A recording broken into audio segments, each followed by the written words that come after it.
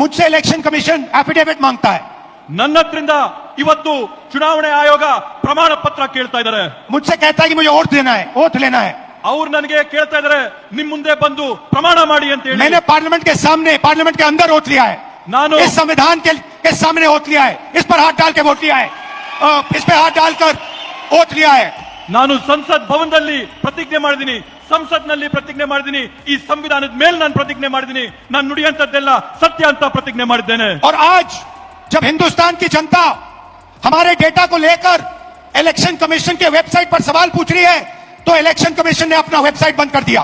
ಇವತ್ತು ನಮ್ಮ ದೇಶದ ಪ್ರಜೆಗಳು ನಮ್ಮ ಒಂದು ಪತ್ರಿಕಾಗೋಷ್ಠಿ ನೋಡಿದ ನಂತರ ಚುನಾವಣೆ ಆಯೋಗದ ವೆಬ್ಸೈಟ್ ಅಲ್ಲಿ ಪ್ರಶ್ನೆ ಮಾಡಕ್ಕೆ ಪ್ರಯತ್ನ ಮಾಡಿದ್ರೆ ಚುನಾವಣೆ ಆಯೋಗದ मध्य प्रदेश, राजस्थान, बिहार के वेबसाइट बंद कर दिए हैं. ಇವತ್ತು ಬೇರೆ ಬೇರೆ ರಾಜ್ಯಗಳ ವೆಬ್ಸೈಟ್, ಚುನಾವಣೆಯ ವೆಬ್ಸೈಟ್, ಬಿಹಾರದ ಚುನಾವಣೆಯ ವೆಬ್ಸೈಟ್ ಇವತ್ತು ಬಂದ್ ಮಾಡಿದ್ದಾರೆ. क्योंकि वो जानते हैं कि अगर हिंदुस्तान की जनता ने इसी डेटा को लेकर सवाल पूछना शुरू कर दिया तो उनका पूरा ढांचा कोलैप्स कर जाएगा.